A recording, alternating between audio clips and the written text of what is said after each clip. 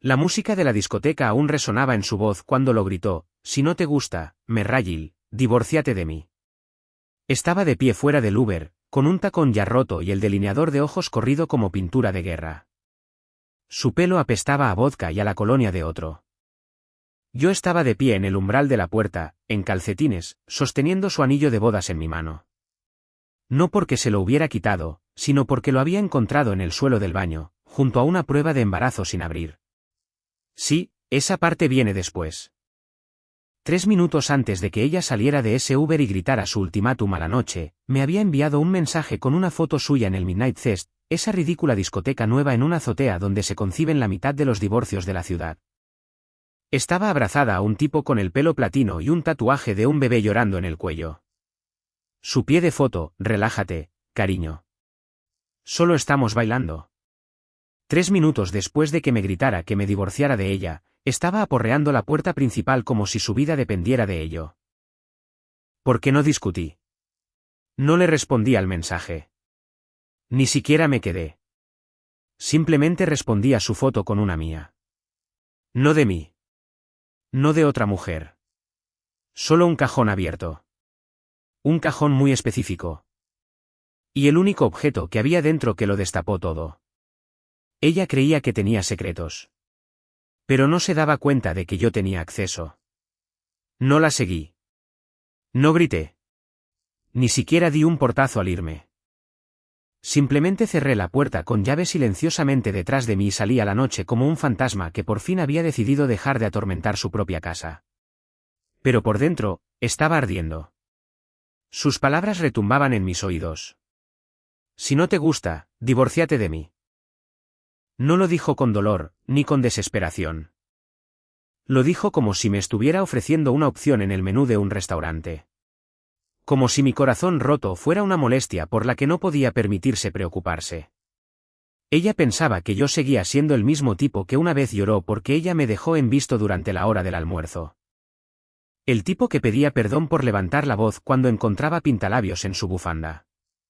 El tipo que perdonó su reserva accidental de hotel en el día de San Valentín a nombre de otro hombre porque juró que solo había sido un error del sistema.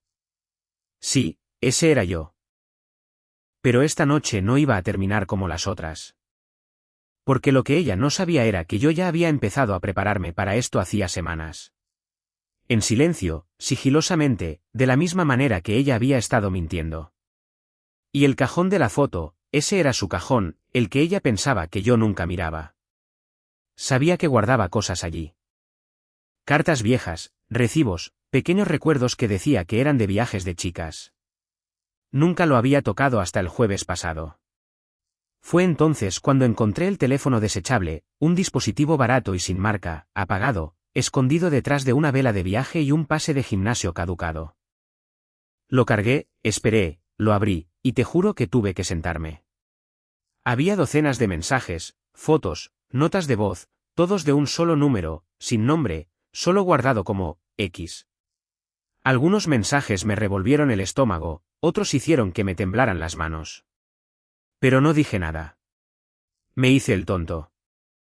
Le di un beso de buenas noches como si nada hubiera cambiado, porque necesitaba tiempo. Y esta noche, ella me lo dio. Me lo dio todo. Así que, cuando me envió esa foto desde la discoteca, riendo con X, el mismo tatuaje, la misma cara de los selfies del teléfono desechable, no grité. Simplemente tomé una foto del cajón abierto con el teléfono desechable brillando dentro, y la envié con un solo pie de foto. Ups. No tuve que decir nada más. 30 segundos después, vi que el estado del mensaje cambió a visto. 30 segundos después de eso, escribiendo, y luego nada. Entonces apareció la notificación de Uber en la cuenta compartida. Destino, casa. Tiempo estimado de llegada, 3 minutos. Venía, pero no por mí, no para hablar.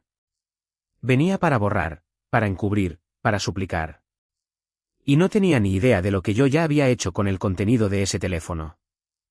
En el momento en que oí el chirrido de su coche al entrar en el camino de entrada, dejé lo que estaba haciendo y con calma, cerré la cremallera del pequeño maletín del portátil que había estado preparando. No me apresuré. No entré en pánico. Llevaba 11 días preparándome para este preciso momento. 11 días sonriendo, preparando la cena, doblando la ropa, fingiendo ser el felpudo ingenuo en el que ella me había convertido, mientras copiaba silenciosamente cada archivo de ese teléfono desechable a una carpeta oculta en la nube llamada preajustes de Photoshop. Nunca sospechó nada. Apenas me miraba ya. La puerta principal se abrió de golpe con tanta fuerza que abolló la pared. Kiara estaba allí, con los tacones en la mano y el rímel corriéndole por ambas mejillas. Su respiración era frenética, sus ojos escaneaban el salón como si esperara ver llamas. No dije una palabra. Simplemente me quedé sentado en la mesa del comedor, bebiendo té como si estuviera esperando la llegada de un invitado. Vio el cajón todavía abierto, vio el teléfono exactamente donde lo había dejado, la pantalla brillando con la última conversación aún visible. Lo agarró como si fuera un cartucho de dinamita encendido. ¿Qué has hecho, Merrayil?, siseó, con la voz temblando entre la furia y el miedo. Ladeé la cabeza. Me dijiste que me divorciara de ti. Era una broma. Estaba borracha. No lo decía en. Se detuvo, dándose cuenta de lo débil que sonaba. ¿Dónde está la SIM? ¿Dónde está la tarjeta? Dime que no lo abriste. Sonreí, y fue entonces cuando lo supo. Creo que nunca la había visto asustada antes.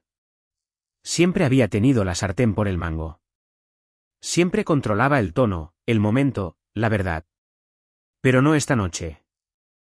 ¿Crees que lo acabo de encontrar hoy?, pregunté en voz baja. Kiara, he tenido una copia de seguridad de esa cosa durante más de una semana.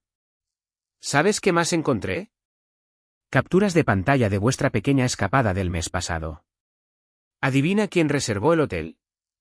No fue Dalia. Su rostro se puso pálido. Abrió la boca, pero no salió nada.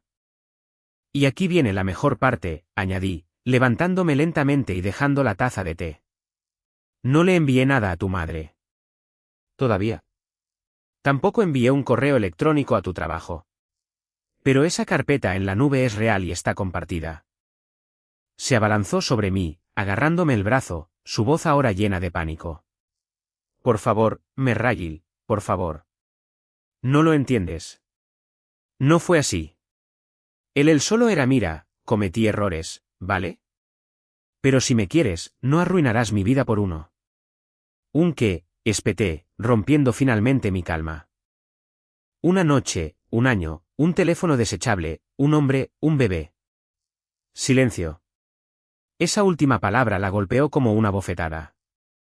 Retrocedió un paso, sus labios se separaron con incredulidad de que yo lo supiera. Pero lo sabía. Lo sabía todo. Se le cayó el teléfono. Y por primera vez desde que comenzó este matrimonio, me fui y ella no me siguió. No me persiguió. No de inmediato. Creo que esperaba que me calmara como siempre hacía.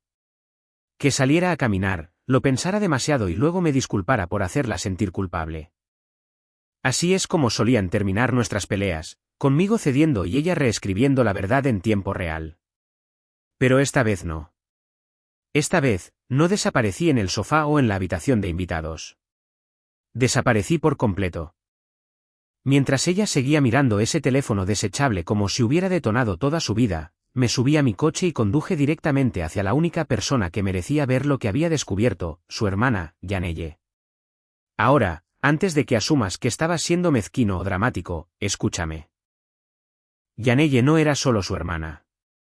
Fue la dama de honor en nuestra boda, su mejor amiga de la infancia y la única persona que alguna vez me llevó a un lado y me preguntó en voz baja, ¿Kiara te está tratando bien?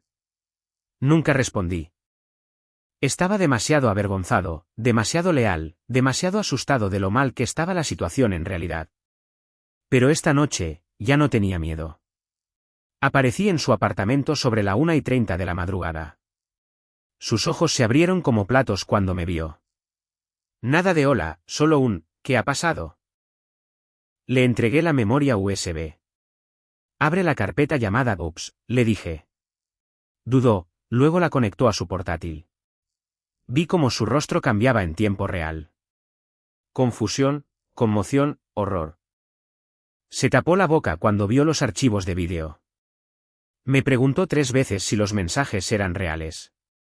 Me preguntó una vez si yo estaba bien. No lo estaba, pero asentí de todos modos. Yaneye no intentó defender a su hermana. No lo minimizó ni me pidió que me callara. En cambio, dijo algo que no esperaba. «Sabes que también ha estado mintiendo sobre el bebé, ¿verdad?» Me quedé helado. «¿Qué bebé?» Yaneye se reclinó lentamente en su silla y suspiró. Me dijo que tuvo un aborto espontáneo. Pero la vi en la clínica. No estaba sola. No fue tu nombre el que dio al registrarse. La habitación dio vueltas. Todas esas excusas raras, los dolores de cabeza por estrés, los cambios de humor aleatorios. La noche que lloró sin motivo y se encerró en el baño. No era duelo. Era culpa.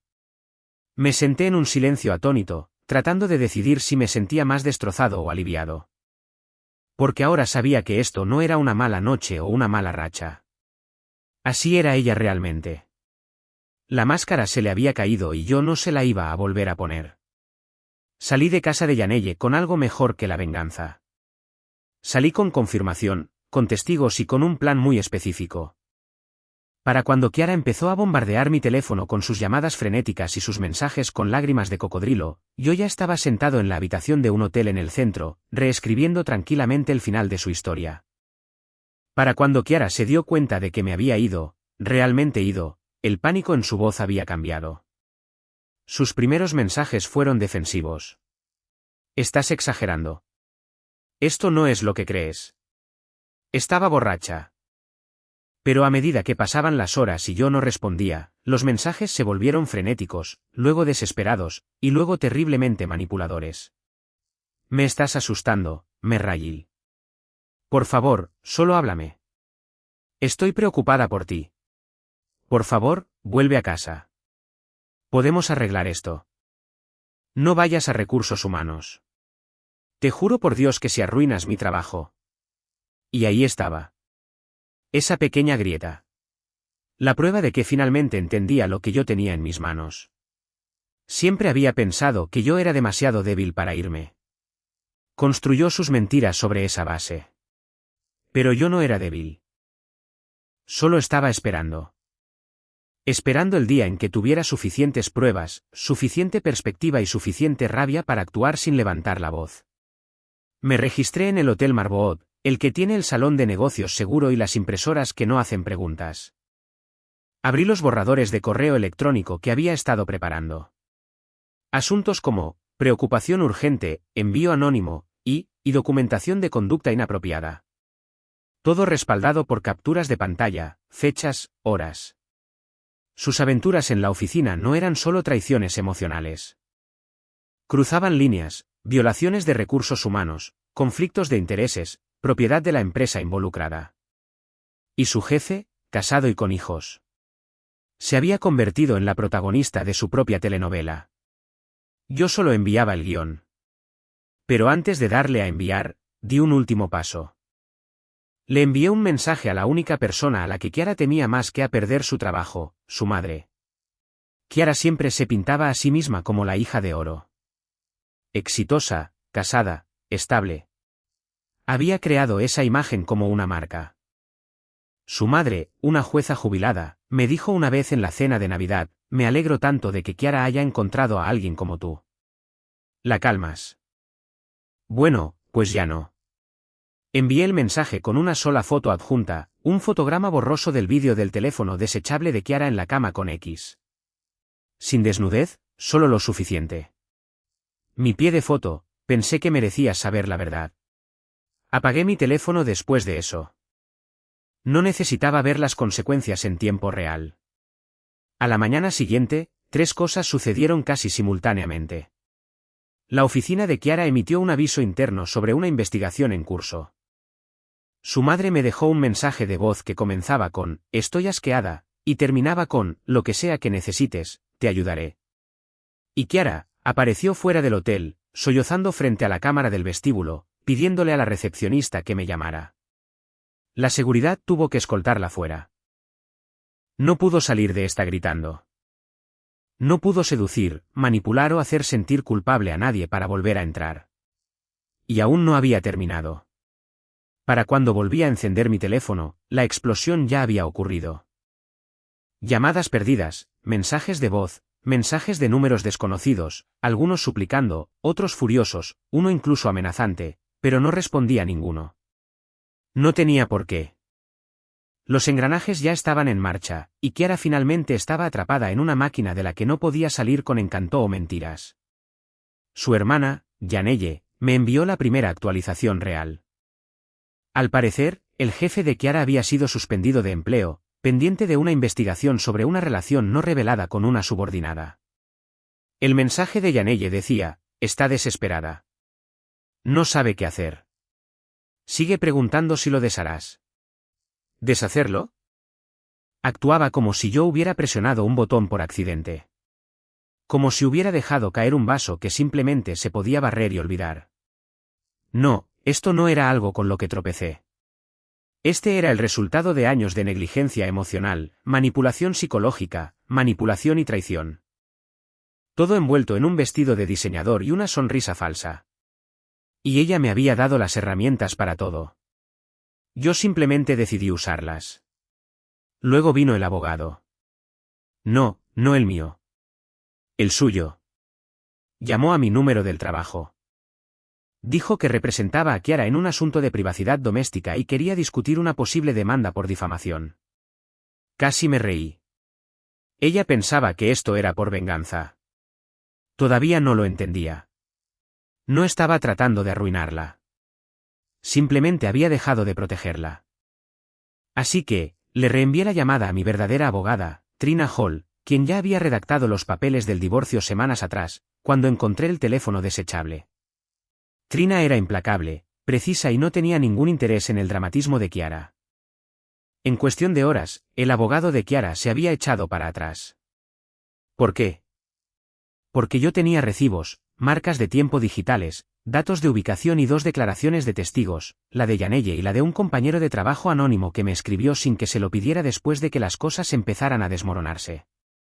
Resulta que yo no era el único al que Kiara había pisoteado para sentirse poderosa. Había un rastro, y la gente estaba harta de encubrirla. Le envié los papeles del divorcio a Kiara a la mañana siguiente. No se los dejé en mano. No se los entregué en persona. Se los envié por FedEx a su nueva dirección. Se había mudado de nuestra casa en mitad de la noche. No podía soportar quedarse en un lugar donde las paredes le susurraban la verdad. Sin nota, sin amenazas, solo la última línea de los documentos en negrita y subrayada, diferencias irreconciliables basadas en infidelidad documentada y ruptura de la confianza. Y mientras ella todavía intentaba convencer a la gente de que todo era un gran malentendido, sucedió algo inesperado. Su madre cortó públicamente los lazos con ella.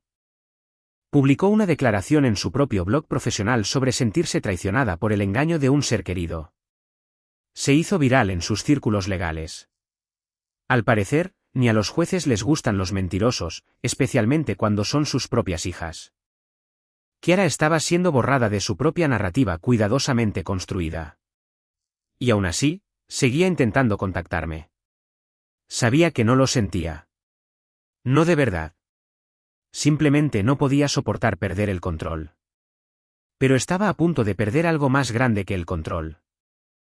Uno pensaría que a estas alturas, después de la suspensión laboral, la ruptura familiar y la entrega de los papeles de divorcio, entendería que la función había terminado.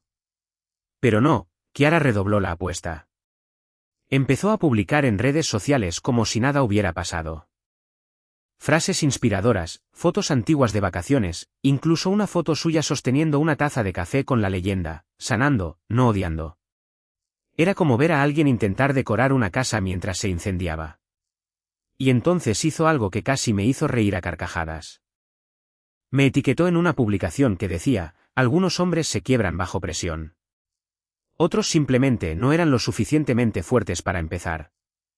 Una puñalada pasivo-agresiva envuelta en falso empoderamiento. Su manual de siempre, convertirse en la víctima y pintarme a mí como el marido débil e inestable que no podía manejar a una mujer fuerte. Así que decidí, por primera vez, romper mi silencio públicamente. sin rabia, sin amenazas, solo hechos. Creé una publicación de blog limpia y neutral, anónima, por supuesto, detallando exactamente lo que había sucedido. Fechas, recibos, capturas de pantalla, todo redactado por privacidad, por supuesto. Apto para YouTube. Desdibujé caras, oculté nombres, pero conté la historia de principio a fin.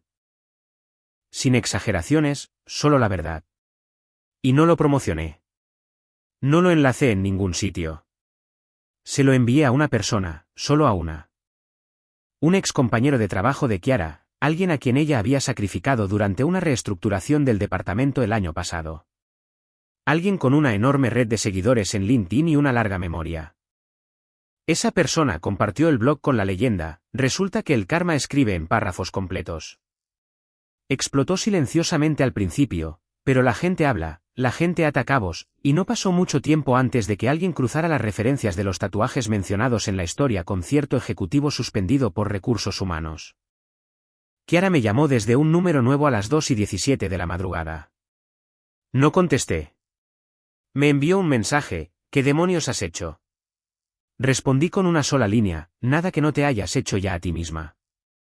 Las consecuencias fueron instantáneas. Su ex, el tipo del teléfono desechable, eliminó sus cuentas. Su esposa publicó una historia críptica sobre que la confianza es más difícil de reconstruir que de destruir. ¿Sus hijos? Al parecer, lo vieron todo. Alguien me envió una captura de pantalla de un miembro de la familia comentando públicamente, asqueado. No nos contactes de nuevo. Y Kiara, finalmente dejó de publicar. Pero no sin antes enviarme un último correo electrónico. No una disculpa, ni siquiera una admisión. Solo una simple frase, no pensé que tuvieras las agallas. Tenía razón. Yo tampoco. Pero aquí está la cosa. La traición no solo cambia la relación. Cambia al traicionado. Afila algo que estaba romo. Convierte un gemido en un arma. Y Kiara, ella me enseñó eso al intentar destruirme. Me ayudó a reconstruirme a mí mismo sin ella. Después de ese último correo, se quedó en silencio. No más llamadas a altas horas de la noche. No más disculpas falsas. No más justificaciones retorcidas envueltas en lástima. Solo silencio. Y por primera vez en años, me di cuenta de lo pacífico que podía ser el silencio cuando no se usaba en mi contra. Me quedé en ese hotel una semana más. No porque necesitara esconderme, sino porque necesitaba espacio para recordar quién era yo sin ella. Empecé a despertarme temprano. Salí a caminar sin revisar mi teléfono cada 10 segundos. Llamé a mi hermano en Oregón, alguien con quien no había hablado realmente desde nuestra boda, y se lo conté todo. Nos reímos, no con amargura, solo con esa clase de claridad que llega cuando finalmente dejas de mentirte a ti mismo. Eventualmente, volví a la casa. No para quedarme, solo para empacar lo que importaba. No había mucho. Algo de ropa, algunos libros, el reloj de mi abuelo. Le dejé los muebles, los cuadros, incluso la cafetera sin la que una vez juró que no podría vivir. Que se sentara en el silencio que ella creó. Que mirara las paredes que una vez decoró con sus pequeñas mentiras curadas. Firmé los papeles del divorcio. Sin oposición. Ella no luchó. Creo que para entonces ya sabía que había terminado de interpretar la versión de mí que ella creía que podía romper cuando le conviniera. Me mudé a un pequeño apartamento encima de una librería. El dueño es un señor mayor llamado Wes que me da café gratis a cambio de ayuda técnica. Ahora trabajo a distancia, principalmente como autónomo. Menos estrés, más paz. Incluso empecé a escribir un diario de nuevo, algo que solía hacer antes de casarme y olvidar cómo sonaba mi propia voz. Hace unas semanas, conocí a alguien nuevo. Y no, este no es un final cursi de, ella me salvó. Yo me salvé a mí mismo. Pero ella es amable. Escucha. No se inmuta cuando hablo de lo que he pasado. Y ni una sola vez me ha hecho sentir que necesito ser alguien que no sea quien realmente soy. No reviso su teléfono. No lo necesito. Y no me siento pequeño cuando estoy con ella. Me siento visto. Kiara es solo un capítulo ahora. Uno que me enseñó una lección que nunca olvidaré. Que amar a alguien no significa tolerar que te destruya. Que ser el chico bueno no significa que tengas que ser el que se calla. Y que a veces, lo más fuerte que puedes hacer es marcharte con tu dignidad mientras ellos se quedan paralizados en las ruinas de lo que creían controlar. A cualquiera que le estén haciendo sentir que es demasiado sensible, demasiado celoso, demasiado insignificante como para importar, escúchenme. No lo son. Solo están esperando a recordar lo realmente poderosos que son.